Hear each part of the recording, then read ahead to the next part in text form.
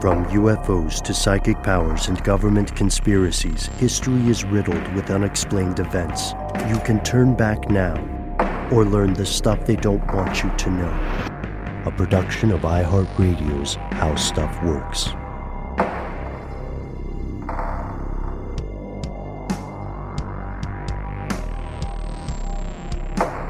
Welcome back to the show. My name is Matt. My name is Noel. They call me Ben. We are joined as always with our super producer, Paul, Mission Control Decant. Most importantly, you are here.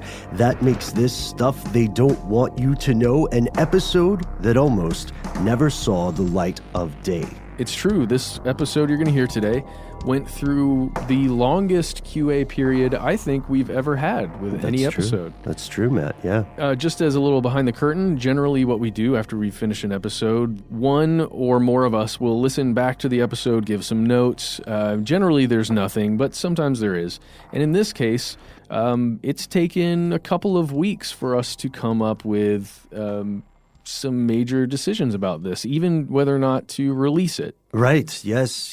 As you said. So let's get the badger out of the bag here. We recently spoke to incredibly controversial figure prominent in the world of conspiracy theory or fringe thought named David Icke. To his supporters or his fans or advocates, he is seen as a voice that speaks truth to power in some cases, right?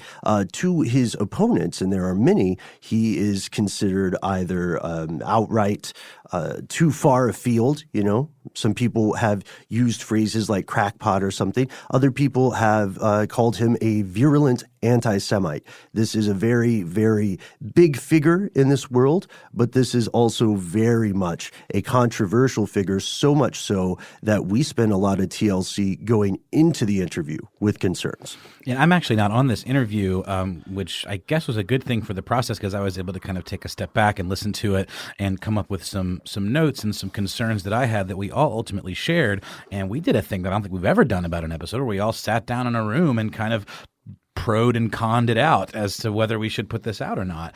And we ultimately decided that because this gentleman looms so large in this space that we occupy, that we're like talking about, and our whole concept behind the show is to present things open-mindedly, we decided that it was probably a better idea and more of a service to our listeners to put this episode out and let this man defend himself and speak what he sees as his own truth. And as we'll hear, he's pretty articulate. Spoiler alert, we do not get to everything. No, right? There's no way.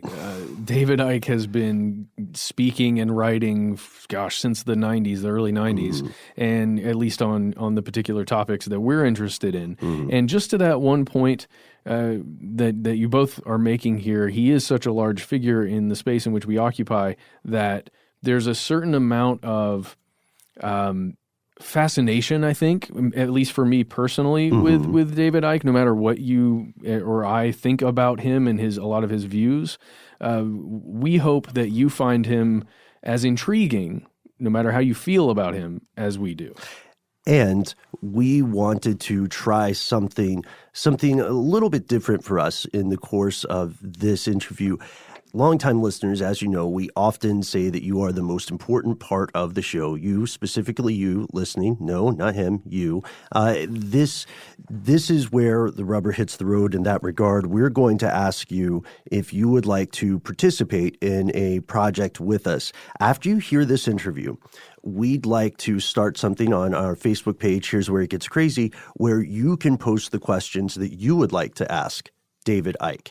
And if this is something that may be of interest to all of us listening, we can attempt to arrange another interview wherein we ask those questions of him. Yeah, that's a great idea, Ben. So we hope you'll listen and think about those questions that you want to ask. Think about the concepts that you're interested in, that you'd like to hear him talk about, and we'll do everything we can to make that happen. Or reactions to what you hear in this interview. That's great.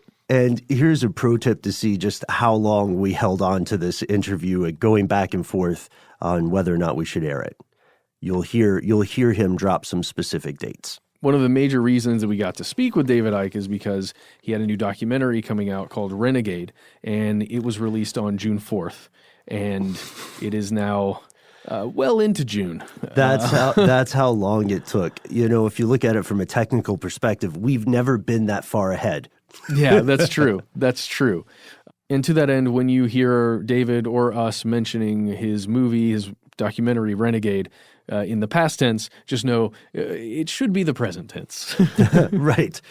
So we want to give a big thank you to everyone listening, as always. And Noel, I especially want to thank you, as well as you, Paul. You've probably had to sit through hearing different versions of this interview the most out of all of us.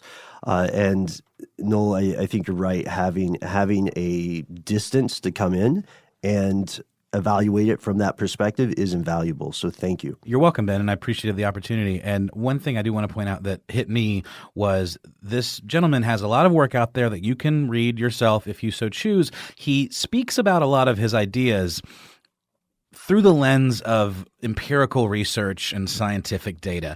I did not find that to be the case myself personally. Maybe there's something I'm missing, but I would leave it to you to sort out what one man's opinion is versus what science and fact would support. Well said, Noel. And here we go, everyone.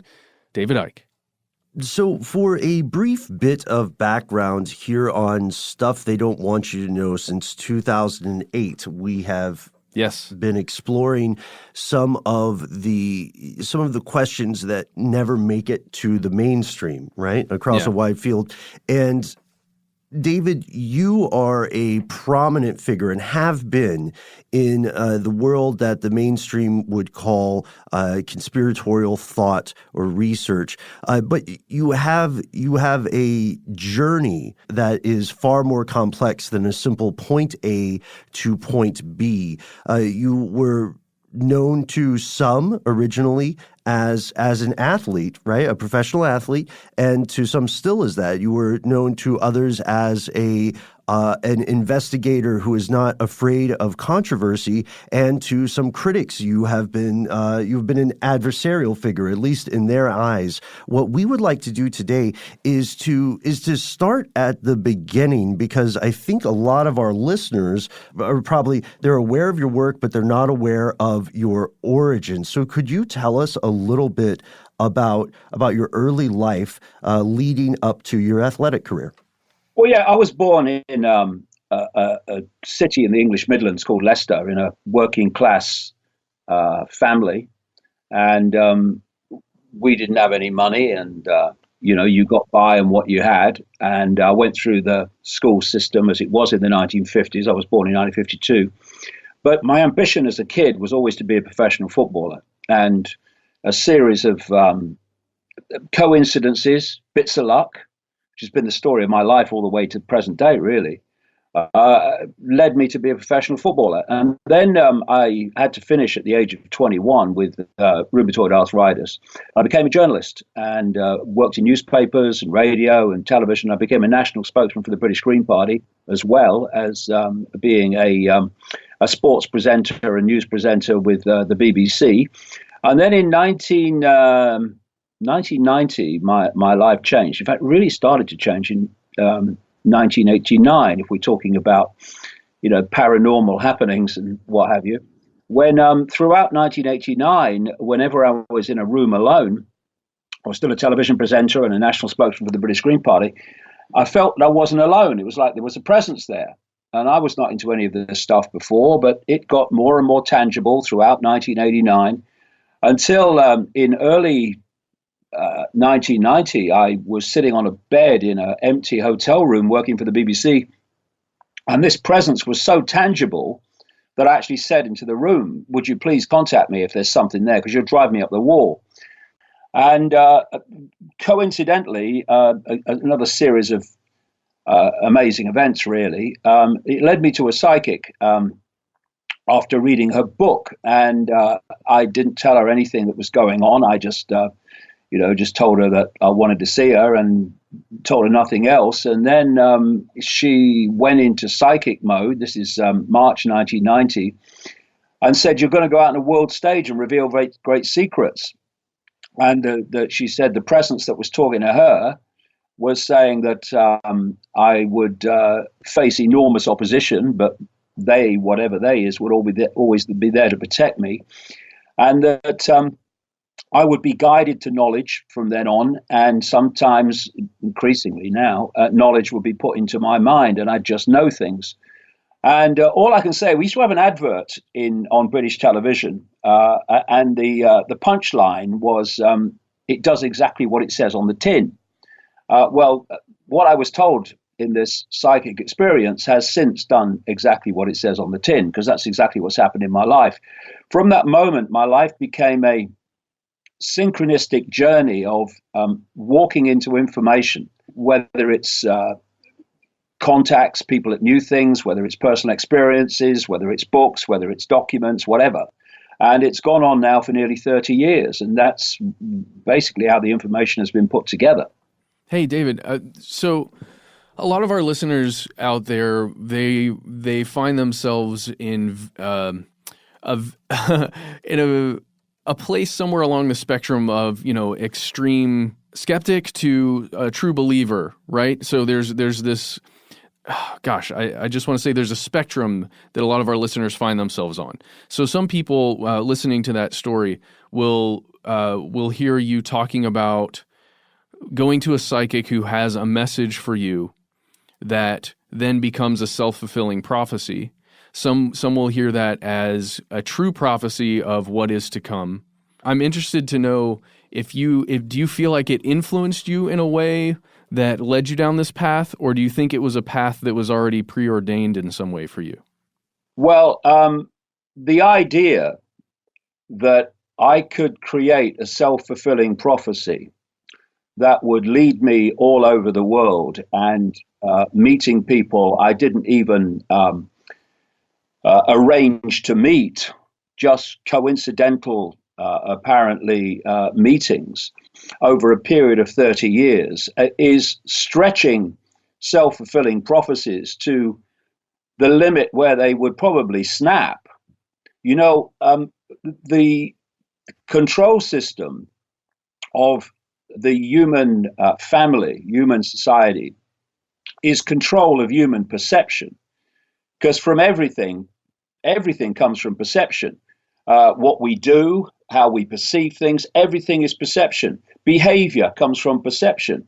And what we're looking at is a lifelong download from cradle to grave, if people only get their information from the mainstream everything, as I call it, that is a download of a perception.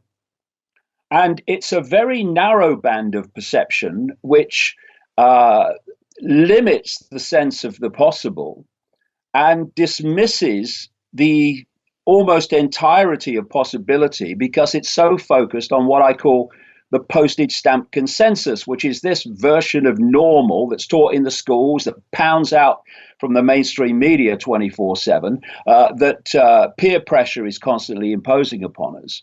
And what I've done is something very simple. It's not kind of rocket science. I have let information be my guide, not preconceived idea, not, oh, that's not possible, because I can't perceive it's possible, but just let the information be my guide. And that's where it's taken me into this vast tapestry of information that I put together. And the reason that so many people are now looking at my work is what was in my books in the 1990s, 94, 95, 98, is happening. That's one hell of a self-fulfilling prophecy, that is. So people, what I say to people is, let's look at it this way. According to mainstream science, the electromagnetic spectrum is 0.005% of what exists in the universe. Visible light, which is the only band of frequency that we can actually see, everything else we can't see, is a smear of the 0.005%. According to the projected size of the universe by mainstream science, by comparison with that, planet Earth is the equivalent of a billionth of a pinhead.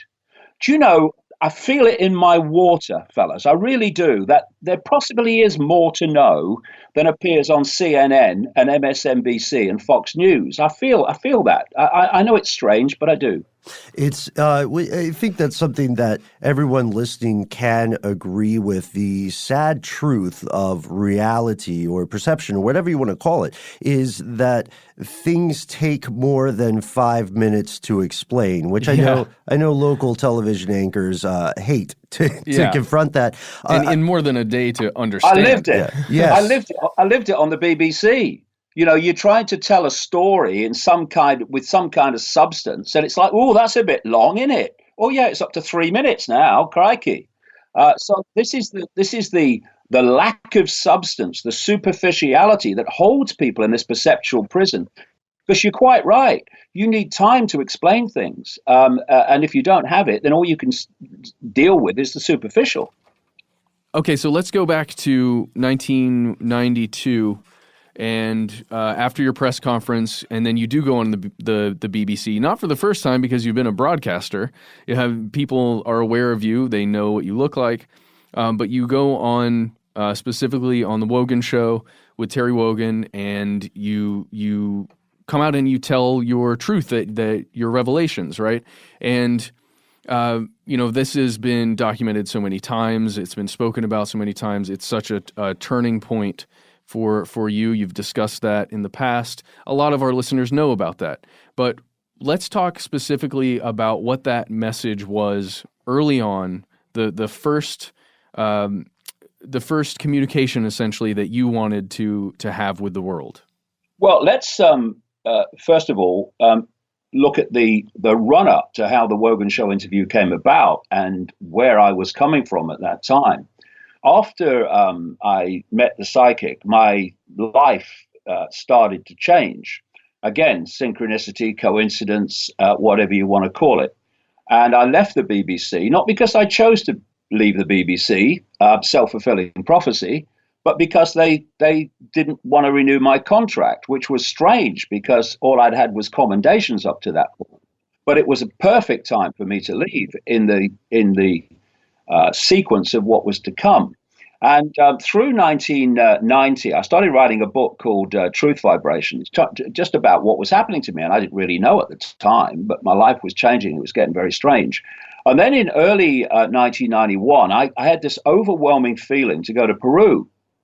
And I got on a plane to Peru. I didn't know why I was going to Peru. I just had overwhelming intuition. I've got to be in Peru. This was the kind of thing that was happening then. And I got to Peru.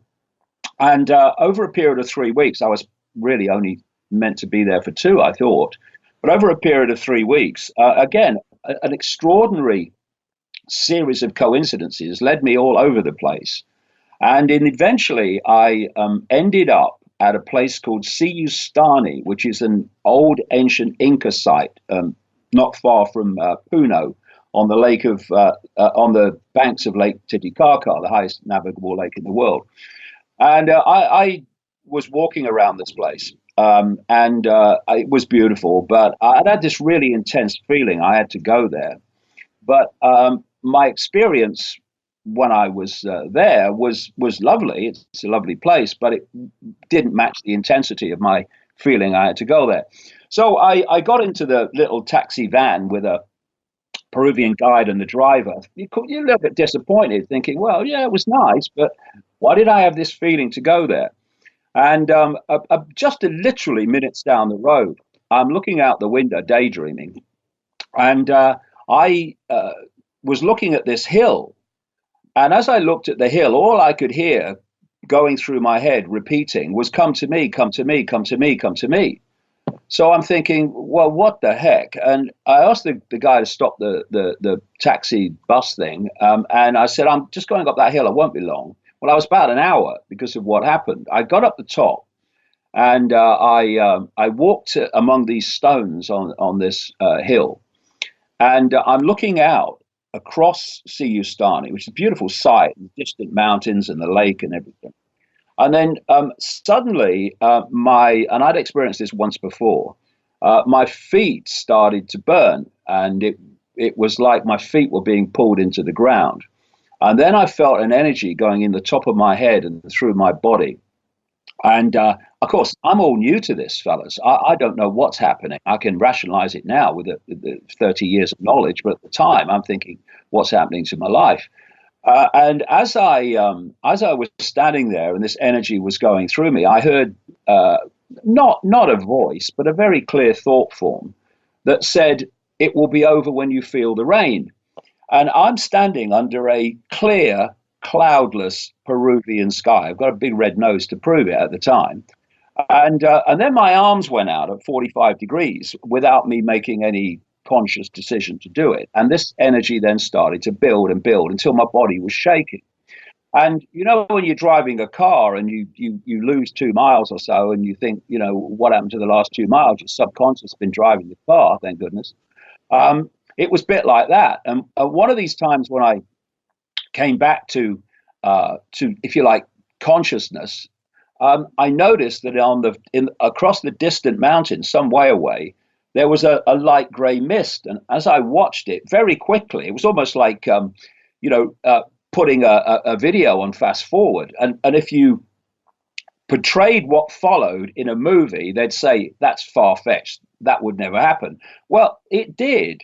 And I watched this, what was obviously a rainstorm over these distant mountains, get darker and darker, and it started to come towards me. And in the end, by which time my body is just shaking with this energy, I had almost literally a wall of stair rod rain coming towards me. And eventually it hit me. I was soaked in an instant. It was so powerful. And the energy stopped. My legs were like Bambi. My arms were now agony, because though I hadn't felt them before, because they'd been in the air all this time. And what happened then is I described it like this. It's like you've lived in a bubble all your life, and someone comes along and bursts the bubble without telling you, and suddenly concepts, information, perceptions are pouring into your conscious mind, and you can't handle it. It's like pressing too many keys on a computer. The computer says, "I'm going to freeze now. Thank you very much. I can't handle this." And this is what the state I was in for about 3 months, and the Wogan Show was right in the middle of that. So when after about 3 months, the computer unfroze, if you like, and I was the David Icke that people recognized before. People were saying to me, "I thought you're supposed to have gone mad. You're the same David I used to know." Well, I was outwardly, but I wasn't, in fact, because now I was seeing, as they say about newspapers, you don't believe the words. The real truth is in the white bits between them, And that's what it was like. I instead of seeing dots in terms of world events and happenings, I was seeing patterns. I was seeing not pixels. I was seeing pictures. I was seeing how they connected. Because it's when you connect dots, when you connect the apparently random events, that's when you see they're not random at all. So in the middle of all that, when I'm trying to get a grasp of what the heck's happening to me, and I'm in this 3 months of who am I, what's my name, all the rest of it, that was when the Wogan Show appeared. But that was a phenomenal gift to me, phenomenal gift, because the prison that most people live in is the fear of what other people think. And what stops people giving their genuine opinions and their genuine views and saying what they really think is the fear of what other people think. And the mass ridicule, historic levels of it, that followed that Wogan Show, where I couldn't walk down any street in Britain without being laughed at. I lived my life to the sound of distant and less than distant laughter. Was the nightmare, you would think, but it was the gift that set me free. And some of the things I've talked about and written about since, anyone that was concerned about other people, what other people thought of them, would never have talked about that, never have written about that. But to me, I don't give a damn what people think about me. It's of no interest to me. They choose to see the world as they see it, choose to see me as they see it. But I choose to see me as I see me, and not be influenced by by what people think or what people say about me. So that was the great gift that set me free. Let's pause here for one moment. We will be back after a word from our sponsor.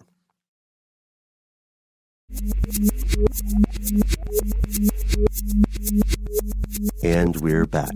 What's fascinating about this in particular is that it leads us to a series of, let's say, 2 or 3 questions that are forefront from this experience that you're describing.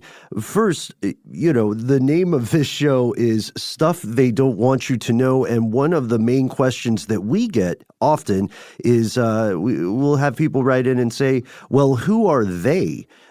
For us, the nature of they or them changes depending upon what we're exploring. And typically what we're exploring is people, forces, groups, whatever you want to call them, who are controlling some sort of narrative, right? The same way that petroleum companies prevented studies on pollution or certain types of pollution from coming out, or the same way that tobacco companies prevented research on the dangers of tobacco consumption from coming out. So one thing that really interested us when you were describing both your books earlier and your personal experience was this idea of a hive mind. You've mentioned this before in earlier work of people,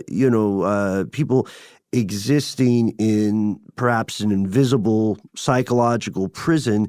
And if we look at the internet as a hive mind, the most direct question we run into with that thought is, who then controls the hive? Well, just very quickly before I go there, you bring up the hive mind. We are on the cusp, and people like Ray Kurzweil, the Google executive, are openly talking about this because they're trying to put a positive spin on it. We're on the cusp of the technological hive mind, where AI is connected to the human brain through technological connections. And people like Kurzweil even give a time period of it of around 2030. So if we have our brain mind connected to the cloud, as Kurzweil calls it, via AI, then what a fantastic description, or what other description could you give that than a hive mind? They are seeking to turn humanity into basically a series of computer terminals on an AI internet.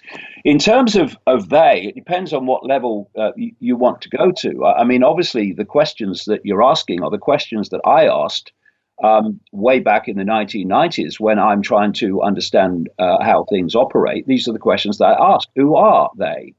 And after 30 years of research, basically the world is controlled like this. And I would say this, that you might look at people like me and say you see conspiracies everywhere. Okay, well, first of all, the definition of a conspiracy, dictionary definition, is basically 2 or more people conspiring to bring about a desired end, usually illegal. On that basis, the world's drowning in conspiracies. So let's get over this idea there are no conspiracies, which we're asked to believe.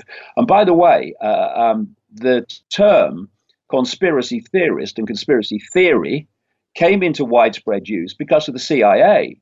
Provable fact: the CIA put out a round robin request to major media in America in the 1960s, when people who were questioning the Kennedy assassination were starting to make ground in terms of people seeing that maybe the full story hasn't been told. Oh, are you kidding? And they urged these media organizations to use the terms conspiracy theorist and conspiracy theory to discredit those that were questioning the Kennedy assassination and other assassinations that happened in the 60s, of course, Martin Luther King, Malcolm X, and Bobby Kennedy. So that's where it came from. And all these years later, without a clue where it came from, the mainstream media just parrot conspiracy theory. And the question they never ask when they parrot it, oh, it's a conspiracy theory, is a simple question, which any mature, intelligent person would ask. Okay, but is it true? And if you look at so-called conspiracy theories, I mean, look at one so-called conspiracy theories in my books going back to the 1990s. They've happened or are happening. Maybe that's another self-fulfilling prophecy. Maybe I've made that happen. I don't know. But in terms of this is how the world is basically controlled. And we can go deeper into this if you like, once I've explained. Imagine a spider's web, and each strand of the web is a secret society, a semi-secret group, or organizations and agencies that we see in the world of the scene. At the center of the web is the spider, as I call it, and that's where this whole control agenda for humanity is coming from. The strands immediately around the spider are the most exclusive secret societies. Some of them don't even have names to make them harder to track down. And they will be peopled overwhelmingly by those that the public will never have heard of. You then come out from the spider, still in the hidden, and you start to hit the secret societies that we've heard of, but we don't know what they do. The inner core of the Freemasons, Opus Dei, the Knights Templar, the inner core of the Jesuit order, Knights of Malta, etc. And then you meet what I call the cusp organizations, which are groupings overwhelmingly known as think tanks, where the hidden meets the seen. And these are the Bilderberg Group, the Council on Foreign Relations, the Trilateral Commission, the Club of Rome, and so on. And then you go out from them and you're into the world of the scene. You're into governments, government agencies, cartels, corporations, banking systems, etc., media ownership. And in the world of the scene, the decisions being made, constantly impacting on the direction and nature of human society, appear to be random. But actually, the society changing, transforming ones are coming from the spider. That's where it's orchestrated from. And that's why, as I go around the world, as I've been many, many times in the last 30 years, you see the same things happening at the same time. And you see the same types of legislation being introduced, often with the same excuses, and sometimes even worded almost the same, because it's being centrally orchestrated. If you think of a corporation, a global corporation, say McDonald's, they have a headquarters in the United States. But all around the world, you have McDonald's in the various countries, and they all are the same brand, the same nature. I mean, you go into a McDonald's in Russia or South Africa, it's the same McDonald's as in downtown Atlanta, because that network, that global network of McDonald's is being centrally orchestrated. So they all look the same, they all act the same, they all basically respond to a central point. This is how this web works. So if you look at the oil industry and the biotech industry and your Monsantos and your Bayers, etc., and you look at these other cartels like the pharmaceutical cartel, in the end, if you go deep enough into their structure, you'll meet the point where they attach to this web. The vast majority of people in these groupings will not be aware of what their cartel or their corporation is really about. But at one point, deep in the structure, it will attach to this web. And at that point, the pharmaceutical cartel, the oil cartel, the biotech cartel, etc., are all controlled by the same force. And that's how it's orchestrated. Okay, so David, this is all fascinating stuff, and it's interesting how, as Ben and I are listening to you, how we've covered a lot of the things that you've mentioned here as parts of the web, the varying aspects of it.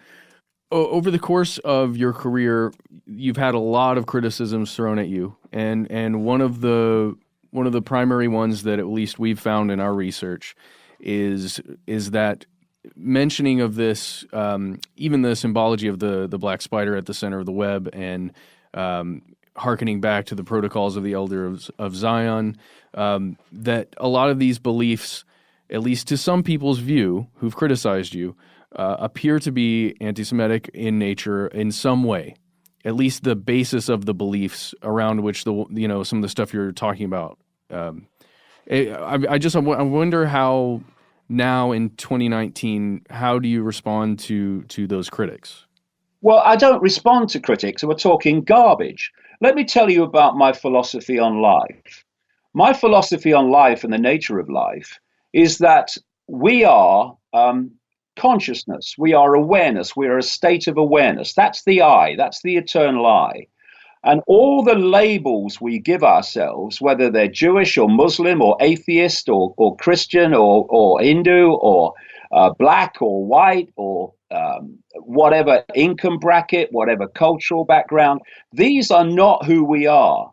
These are experiences that we're having. What we all are, whether we call ourselves Jewish or Muslim or whatever, what we all are is the awareness, in the end, the same awareness, a different point of attention in the same awareness, having different experiences. So I completely reject, as a self identity, all these labels, which are basically subdividing all the time into smaller and smaller labels of self identity, which what can be then what played off against each other to divide and rule the population.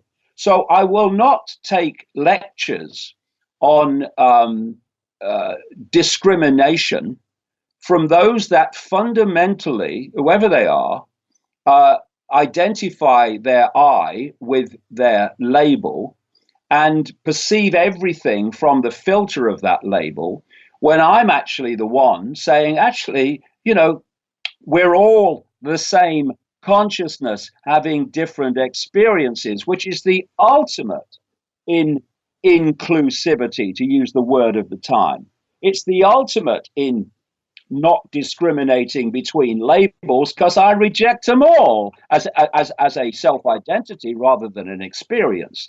So that when you're coming from that perspective of reality and life, and you are being accused of the very opposite of what you are, then there has to be another reason for it. And if someone is revealing things, as I am, across a vast spectrum of information, that the system in totality, the core that I'm talking about, doesn't want people to hear, then if you can't discredit them by having an open debate, and they won't debate with me, I've tried, then you don't debate with them on what they're saying. You accuse them of what they're saying on the basis of lying about what they're saying. And that's basically what it is. I mean, explain this to me. I've got a movie coming out on June the 4th, just 4 days from now, called Renegade, a story about my life, but also about my work. In that movie, the word Jewish and Zionism is not mentioned at all. And yet, when there was supposed to be a premiere of that movie at the Aero Theater in Santa Monica, Los Angeles, a theater owned by an organization called American Cinematique, it was canceled 2 hours before the film was supposed to be shown, with all the upset and disruption and chaos that it caused for the audience, because I was supposed to be anti-Semitic. The people that canceled it have not seen the film. They don't know anything about me, but it was cancelled. Why? Because they were told what I'm about. I'm sure they were told what was in the film when nothing of the kind was in the film. If you stood by my side over the last few years, you would realize, and probably I would think your jaw would drop, if you realized how easy it is to destroy someone's freedom of speech just by lying about them. And what we're looking at here is not a group of organizations, because it's very coordinated, that are trying to stop discrimination against Jewish people. It's not about Jewish people. And I'll tell you one reason why.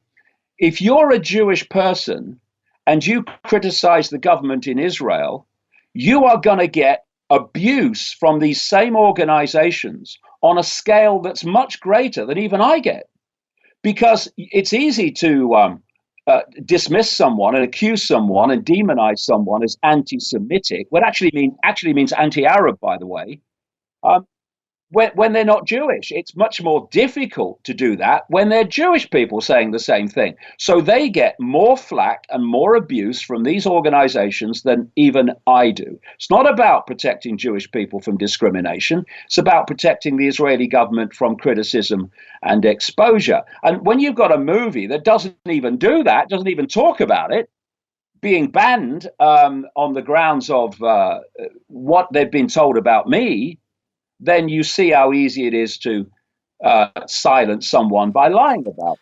But I don't care. I don't care. I know what I think. I know where I'm coming from, and that's all that matters to me. And if people want to lie about me, well, be my guest, but it ain't going to stop me. Absolutely. So two important points here. First, I believe and hope that everyone listening to this episode can agree that the government of a country is not the people or the population of a country. Exactly. And furthermore, one of the criticisms, speaking of freedom of speech, that we found cited in earlier interviews was an excerpt from your book, "And the Truth Shall Set You Free." I'd like to read this and hear your response to it, and to verify that this is your words, your speech. It is, quote, "I strongly believe that a small Jewish clique which has contempt for the mass of Jewish people worked with non-Jews to create the First World War, the Russian Revolution, and the Second World War." This, end quote, this passage continues, and this is one of the things that we see critics citing when they raise charges of discrimination and anti-Semitism. It sounds as if you've clearly established in this interview and other interviews that your opinion is that all people fundamentally are the same, right? But in this passage, I think, is one of the things that critics immediately go to when they're saying that you are discriminatory or anti-Semitic. Could you respond to that quote? Okay. Let me ask you this question, please. If I'd said that a small clique of Chinese people were involved, or a small clique of Argentinian people, or a small clique of Australians, would that be a problem? No, it wouldn't. So why is it a problem? Because they're mentioning Jewish people. Just take the Russian Revolution. You see, what's been happening is these groups that ultimately answer to the Israeli government, not to Jewish people. They just claim to speak for Jewish people, use Jewish people as a front when like every other group of people, Jewish people is a vast spectrum of opinion. And when you look at the Russian Revolution, the documents have come out. They've been published in other books decades ago. People who've done scholarly research into the Russian Revolution and found that there was a fantastic ratio of Jewish people involved in the Russian Revolution compared with everyone else. Major ratio. Now, here's the other thing, is one of the things that happened after the Russian Revolution is that very large numbers of Jewish people in Russia were subject to pogroms, were subject to discrimination, were subject to violence. So how do you square that? Well, you square that by understanding that Chinese people do horrible things to Chinese people as well as nice things. And American people do horrible things to American people as well as nice things. When you take any group of people and you say this group is this, you are completely missing the point. You show me any group of people, any cultural group, any religious group, anywhere in the world, and I'll show you nice people, I'll show you lovely people, I'll show you okay people, and I'll show you psychopaths. Why should any group of people be different from that when it's all the same? So when you call out, in this case, what I would call psychopaths, you are, by definition, according to the propaganda, accusing that entire group of being a psychopath. which you're not doing. I mean, some of the people, Jewish people, have suffered enormously from the actions of other Jewish people. So, same with every other cultural group. But I will not be intimidated from delivering my truth and the factual research that I've done just because someone's going to hurl abuse and mendacity at me. I won't do it. And I won't defend myself either. I've got nothing to defend myself for. If you see yourself as a label and you perceive your label to be superior to all the other labels, then don't accuse me of racism, because that's what you see around the world. So many people are trying to impose their label and what their label represents on everyone else. Why can't people just chill out and just, if you want to be that and you live your life like that, go ahead. Good luck to you. Just don't impose it on everybody else, David, whoever you are, whatever background you are. David, I was having a discussion with my wife last night about a quote of yours that speaks to this, I think, really well. I'm just going to read it really, really fast. If you become mesmerized by all the labels, I am, are this, I am, are that, then that's how we get caught in the illusion. The labels are getting played off against labels, and the labels are at war with each other, while the few with their hands controlling the strings of all the bloody labels are laughing their socks off. And she and I both identified strongly with that. Just when you think about, especially culture on the internet today, and the oppositions that exist, these binary systems in almost everything, where you are for or against this, for or against that. It's fascinating to me. And what I really want to get to is something that, gosh, for a decade now, roughly, that I've been thinking about, something that you've been speaking of, and it's the binary system that exists within all the energy that exists in the universe.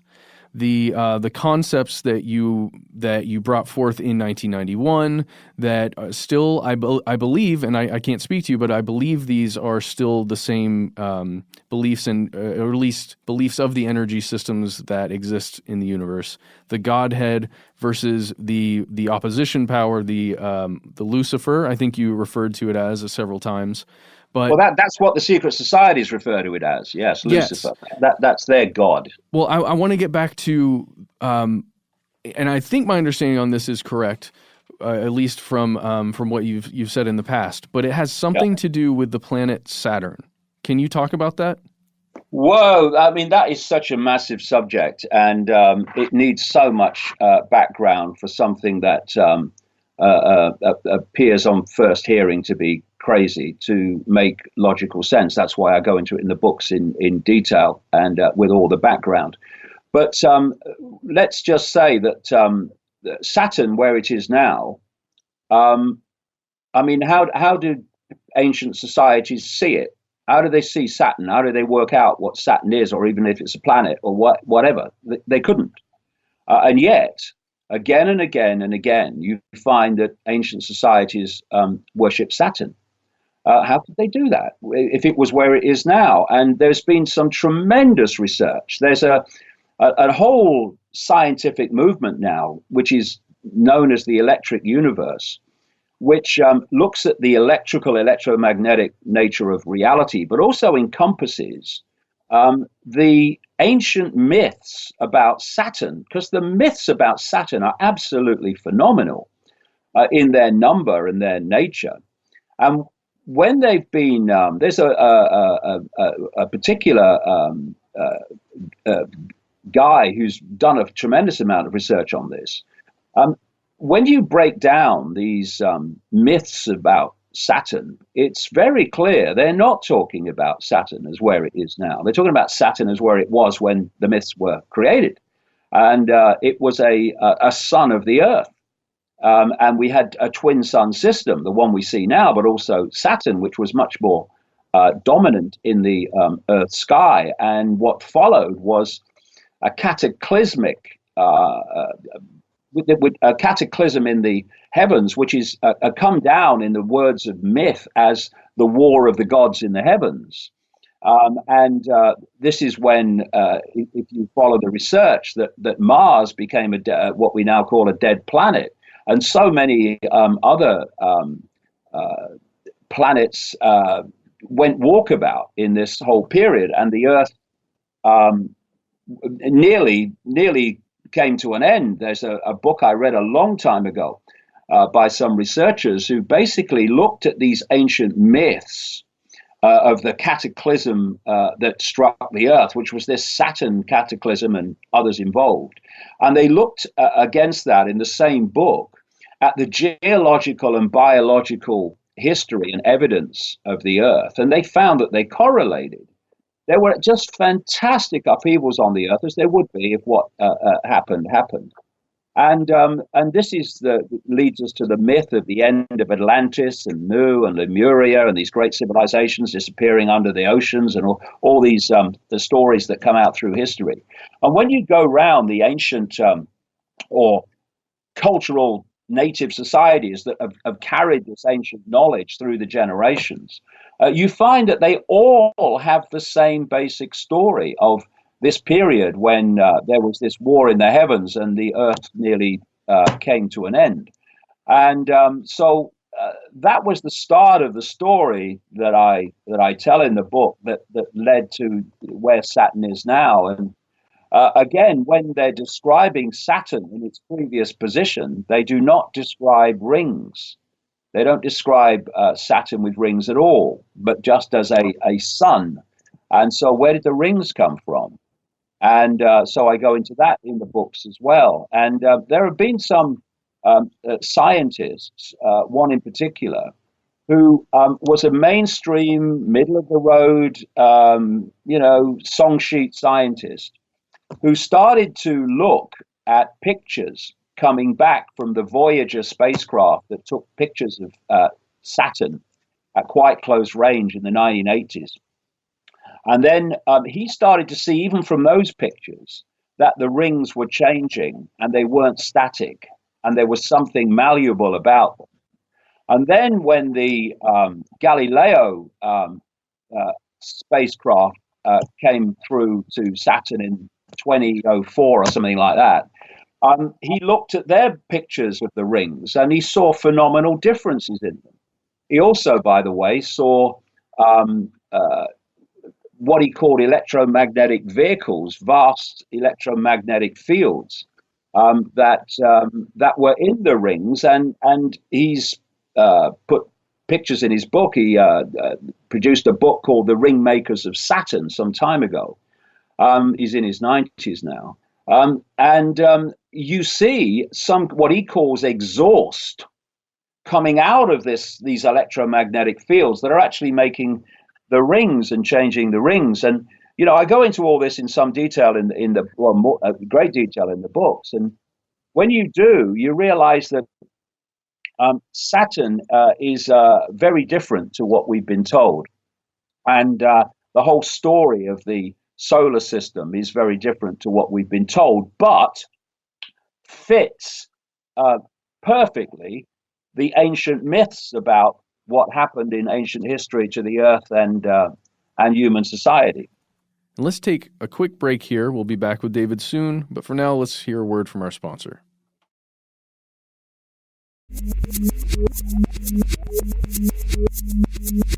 All right, we're back. Man, David, okay.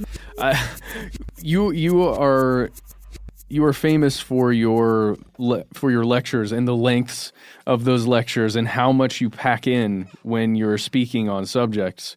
And man, I heard as soon as you started answering that question, when you reacted with "whoa," hold on, we got to go into so much stuff here.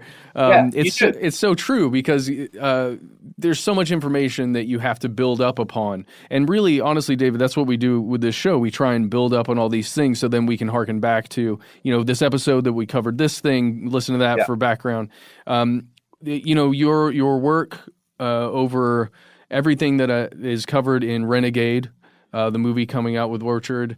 It's just, there's so much there.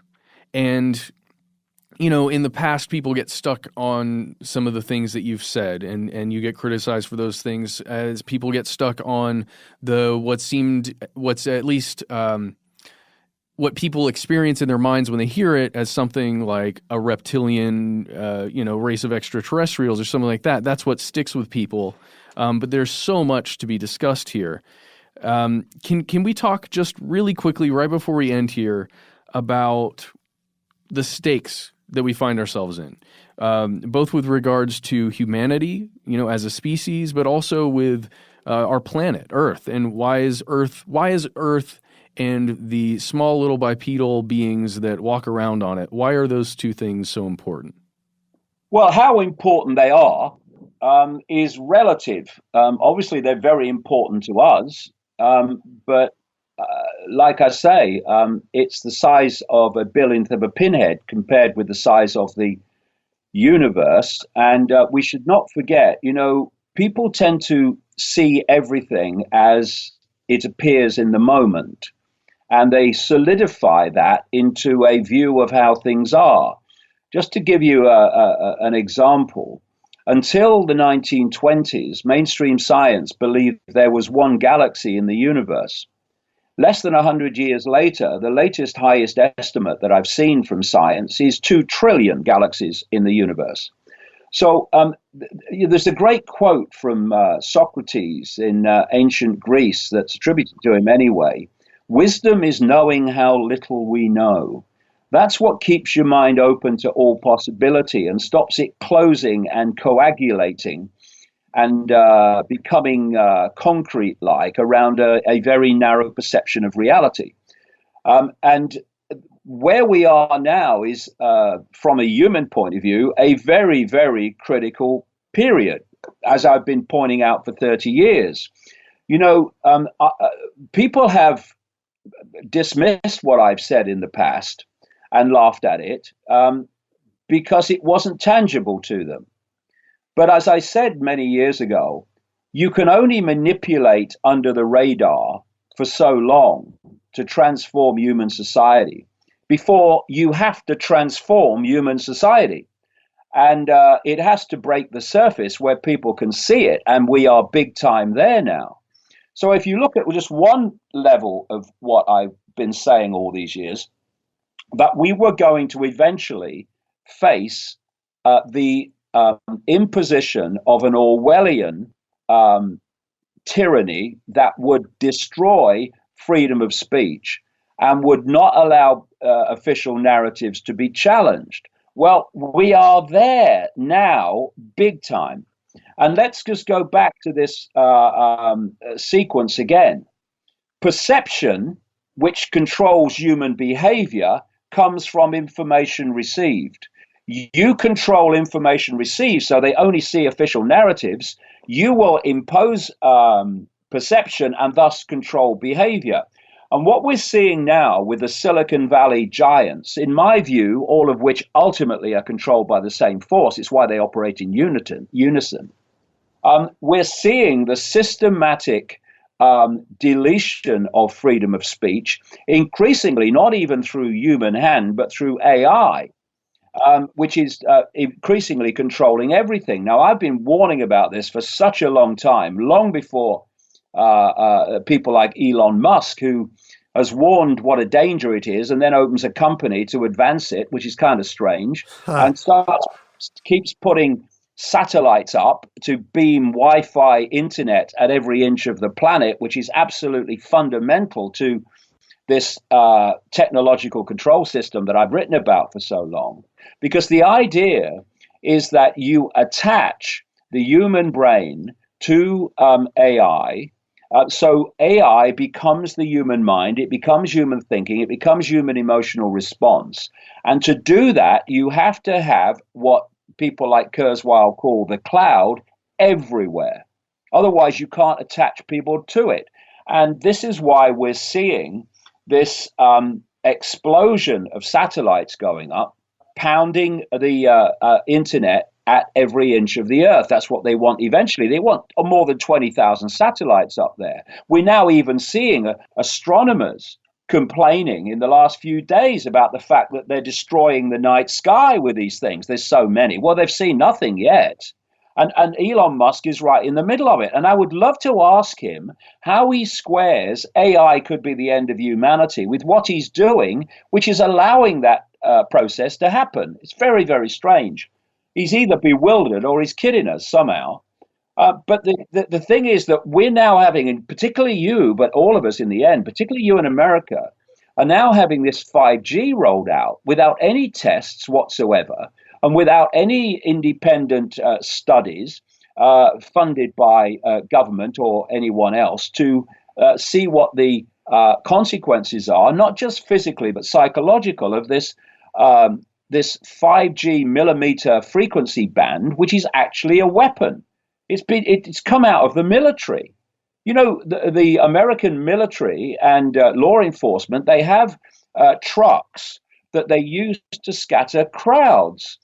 They drive them up, you can see them on the internet, and then they unleash this frequency.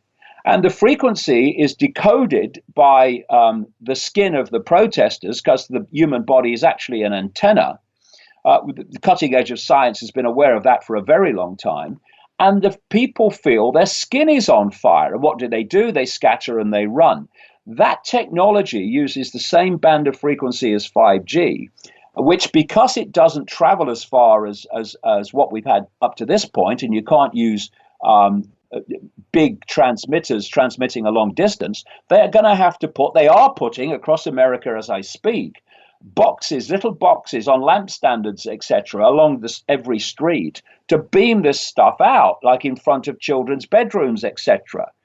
And the reason they're doing it without testing is because if there was testing, as some independent scientists have come out and said this is a potential catastrophe for the human race, then it wouldn't be allowed to play out. So you don't test it if you know you're going to get the wrong result. And the whole foundation of 5G is to empower something called the smart grid. And the smart grid is the reason that almost everything that comes out these days is called smart. Smart this, smart that, smart meters, smart cars, smart TVs, etc. It's because all these smart concepts and smart technologies are designed to connect and communicate with each other. And the idea is to create, we're talking about smart cities now. They're starting to be built, where the entire city is controlled by AI.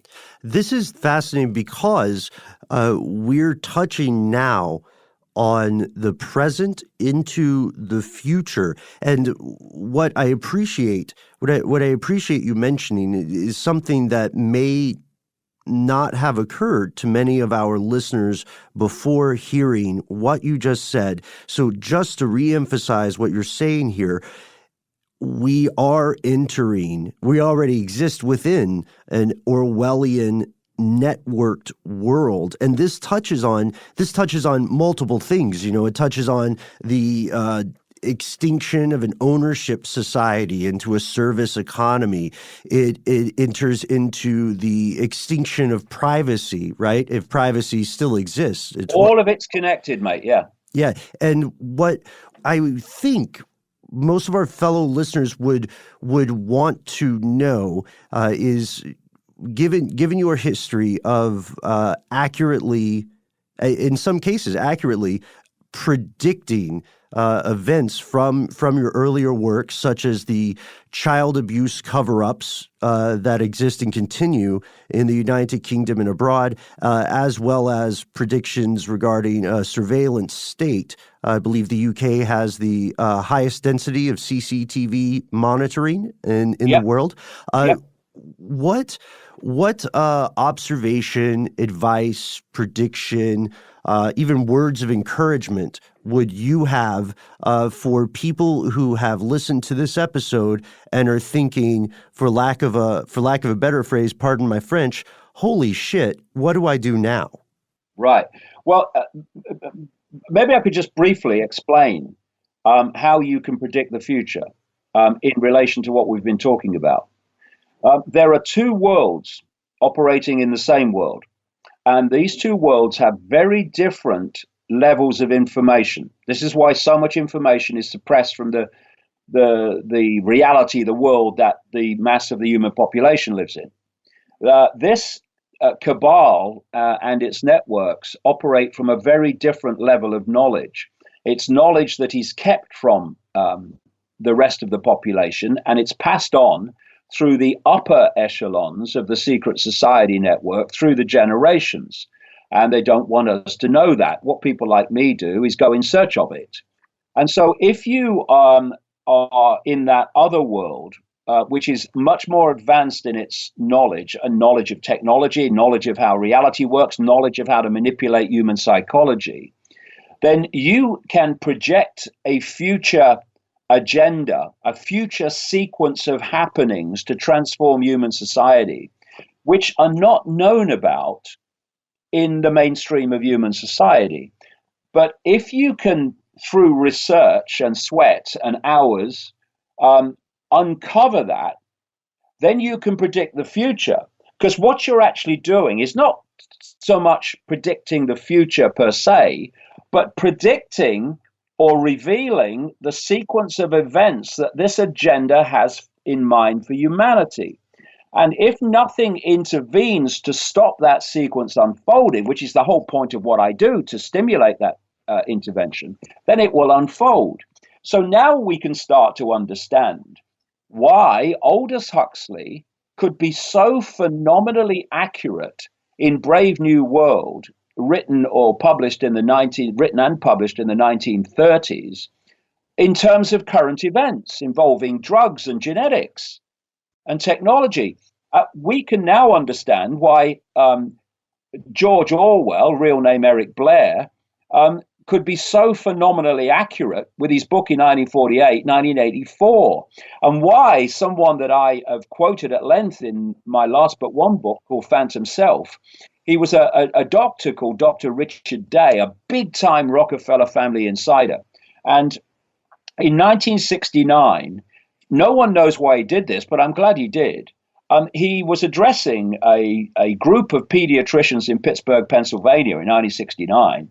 And for some reason, he asked people to turn off recording equipment and not to take notes, because he was going to tell them how the world was going to change, because basically what he represented was going to change it.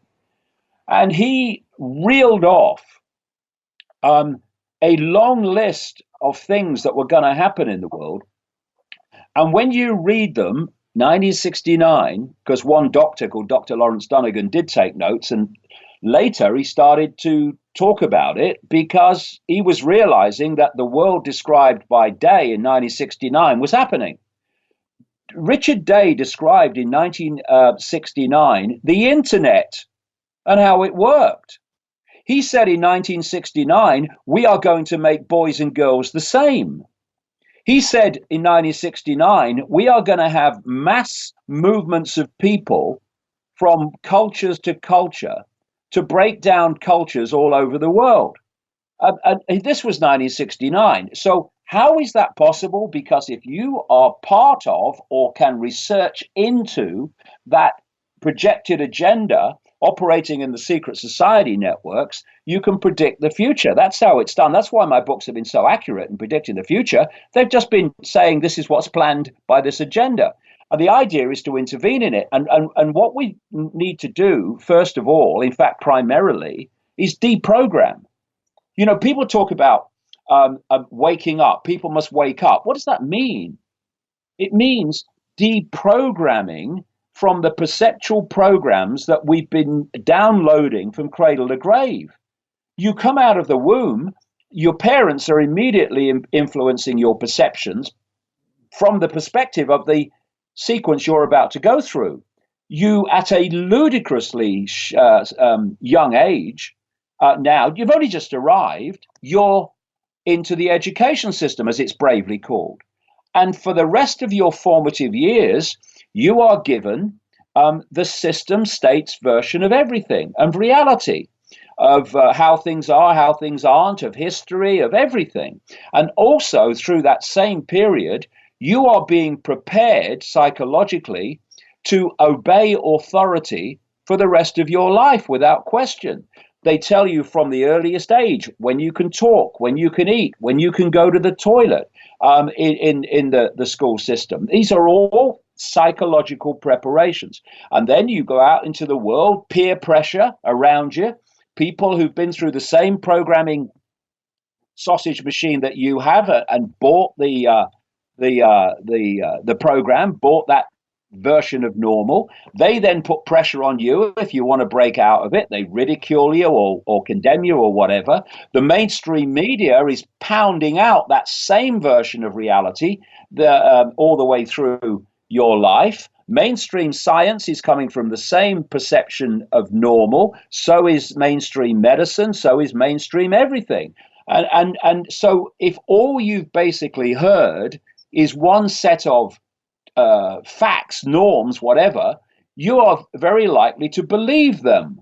This is why Muslim people overwhelmingly come from Muslim families, and Christian people come from Christian families, etc. Hindu families, people come from Hindu families, because as they were growing up, that's the belief system they heard about. So they absorbed it. This is what the system does. And what people need to just do is just stop and say, why do I believe what I do? Am I really saying that although I live within a smear of 0.005% of the universe, all I need to know is the tiny band of possibility that I've been taught through the school system, that I read in religious books? I mean, it's ridiculous. You've got the entirety of possibility in the great forever of infinite reality, and yet we are confined to this narrow band of frequencies, which is the only frequencies we can see. And we believe that a few people called authority within this tiny band of frequency are telling us all we need to know. It's nonsense. And if you're in authority and you want control, you tell people to believe what will allow you to have that control. Therefore, you control by control of information. What we need to do to escape from that is to stop believing these norms that we've been pressured to believe in, and start to open our minds to other possibility. And when you do, and I know this from people I've spoken to and people have read my books all over the world, when you have access to these to other explanations for the world, they make more sense than what people have been told up to this point. And your mind starts to flow, and you start to stop seeing pixels and things in isolation, and you start to see how everything connects. But you've got to let your mind open, otherwise you can't do it. And that is that idea of a larger picture is perhaps a good positive analog to the web described earlier. Everyone listening to this show is well aware that the best way to learn about something is to read multiple views on it. And exactly. the biggest thing that any individual or group can learn about is the nature of this wild ride that we call reality. David Icke, thank you so much for your time with us today. Now, I speak for many people in our audience who are right now yelling at their phone or at their computer or however they hear this, because I'm sure that there are dozens and dozens of things that we were not able to get to today. However, we do want people to know that they can learn more about your work through your multiple books, through your upcoming film. That's correct, Renegade, and also through your website, through your YouTube channel, all these things. Can you just tell our listeners where to learn more and where to watch Renegade? DavidIcke.com is the kind of focal point. There's an enormous library of information and videos that I've done on DavidIcke.com. Renegade, the details of where to see Renegade are all on DavidIcke.com. It's out very shortly on June the 4th. And I've been very, very encouraged that people in the premieres have taken friends along who know nothing about my work, and they've been really gobsmacked by what they've seen. Because it's a story about my life, yes, but only up to a point. It's really the information that I'm putting out, and I'm very pleased with what the film company have done. I mean, I've had no input into it apart from they fly on the wall filmed me. But I'm very pleased with what they've done, and I've got another book coming out in September called The Trigger, and if people think I've been controversial up to this point, well, strap in, because that one trumps them all in many ways. Well, we certainly hope you'll come back to speak with us about that, David. Oh, I'd absolutely love to, yeah. Oh, thank you. And that is our show, everyone. Thank you so much for listening. We'd like to hear from you. Of course, you are the most important part of our show. You can find us on Instagram, Facebook, and Twitter, or you can email us directly. We are conspiracy@iHeartRadio.com.